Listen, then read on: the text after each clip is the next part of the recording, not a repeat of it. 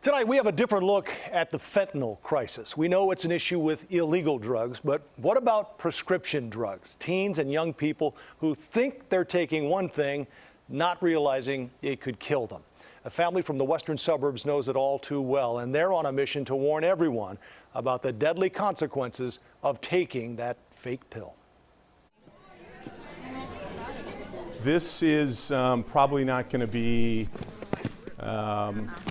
the most fun, easy session you have today. This one's going to be a little bit heavy.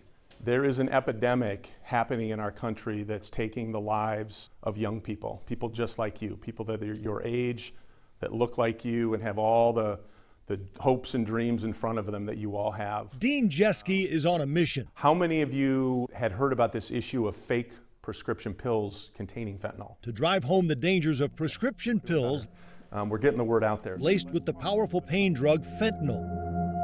Pills young people are buying on the internet every day, and they're deliberately made to look exactly like the real thing. They are not. I'm not a medical doctor. On this afternoon in early March, I'm not a mental health professional. Dean's speaking to kids from 3 suburban high schools at a retreat in Wisconsin. I'm not a member of law enforcement. It's not easy for Dean either. For him, it's personal. Very personal. My only qualification for being here talking to you today is I'm a dad who lost his youngest son to this epidemic. My youngest son, Peter, was a 22-year-old senior in college at Indiana University. He passed away in April of 2021. He had taken a single pill, thinking it was something else, likely an oxy. It wasn't. He had so many friends, and he just had such a great way of looking at things. He just was an easy personality. Peter Jeske was an accomplished athlete, a beloved son and friend. He was on his way to a great future. With a solid job offer after graduation and a move to a new city all set.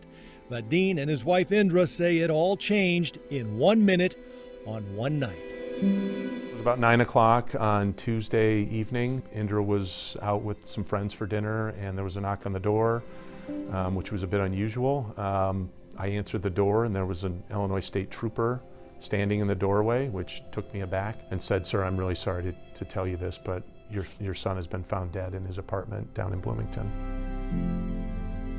I can't even describe what goes through. It's shock. It's so visceral. Like your heart is squeezed. The stomach is. I mean, it's just the most horrible feeling ever. Of course, as you can imagine. Then the call to our boys was just so painful.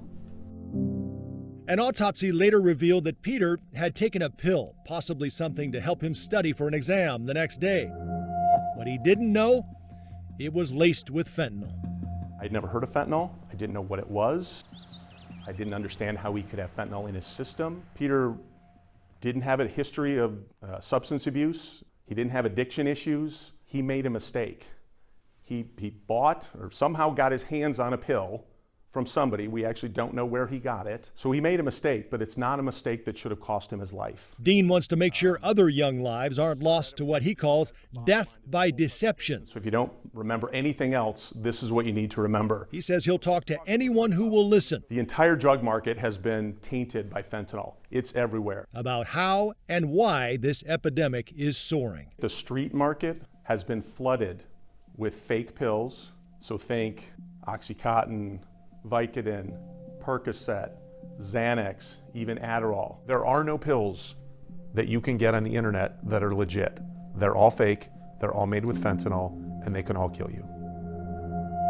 When used properly, fentanyl is a potent pain management tool, pharmaceutical grade, prescribed by a doctor, and highly regulated. Last year, the Drug Enforcement Agency seized just under 58 million fake fentanyl-laced pills. 60% of them had potentially lethal doses of the drug. These fake pills that come through, they're just made in somebody's basement, or the cartels are using them somewhere. Some shop that they have set up, and they might have been, mixing meth or doing something, and then they just pour this other substance on the table, and there's just no quality control, and they don't care. If the drug dealers know that fentanyl is killing people, Why would they put it in their drugs? The true answer is they don't give a shit. They are making so much money. That's just the cost in doing business. There's an element of wanting to addict people. So that's all they care about. If they lose a few here or there, they'll just make it up with other people that, they get hooked. Thank you so much for your attention. I really appreciate it. Have a great rest of your day. It's a strong message to kids, and for some, it hits home hard. I can tell. I'm so sorry to hear about it. I hope things work out. There's also the peer pressure, though. You're at a party and somebody has something. Would you feel comfortable saying, hey, listen, that thing can kill you? If I've never done it before, I don't want to try it, because that scares me. Getting handed this random pill that triggers my brain and is like, you do not take that pill. Did you understand that before the presentation, do you think? No, that gave me an eye-opening perspective. I just love all the things that he used to love to dress up as. The decision to share Peter's story publicly was difficult for both of his parents. I was concerned that the people who don't truly know Peter would just view him or his memory as the one who died of fentanyl poisoning. Peter was not an addict. Peter was an amazing young man. Hey there, everyone. My name is Peter Jeske. I'm a senior studying finance, and I'm from Glen Ellen, Illinois, which is a suburb of Chicago. Something interesting about myself, I actually took some time. I mean, there's a hole in our family, and that hole's never going to be filled. And so we're doing it because of Peter. We're doing it because Peter would want us to. And that's really the bottom line.